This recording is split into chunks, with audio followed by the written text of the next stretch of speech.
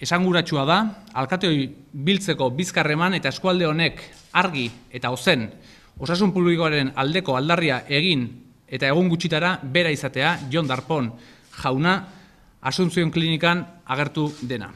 Honek, nahiko argi uzten du, privatizazioaren alde, departamentu honek harturiko erabakia.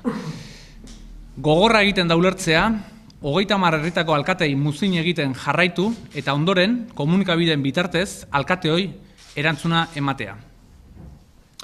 Hainbatetan bilerak eskaerak egin arren entzungor egin digunean. Osasun sailari gure harridura adierazi nahi diogu. Jakina da gai honek Tolosaldean eskualde hontan duen garrantzia. Oso esanguratsua eta era berean ulertezina iruditzen zaigu errespetu falta itzel batetik haratago eskualdera eginiko bisita hau Tolosaldeko alkateekin biltzeko aprobetxatu ez izatea. Sailburua gezurretan eta gauzak nahasten dabil. 1000 bider adierazi dugu gure helburua 2011ko azaroan Asuntzion Klinikarekin sinatu zen hitzarmenaren aurreko egoerara itzultzea dela. Bestalde, egoera ekonomikoaz jakitun ez dugu ospitale publiko berri bat eskatzen, baina bai dauden aukera desberdinak aztertzea. Adierazgarria da, Tolosaldean desmantelatzen adiri diren ambulategietara sartu irten azkar bat egin zuen bitartean bisita nagusia Asuntzion Klinikara edo klinika pribatuan zentratzea. Honek, argi adierazten digu berriz ere, osasun sailburu honentzat, zerbitzuaren muina klinika pribatuaren eskuetan gelditzeko asmoa dela.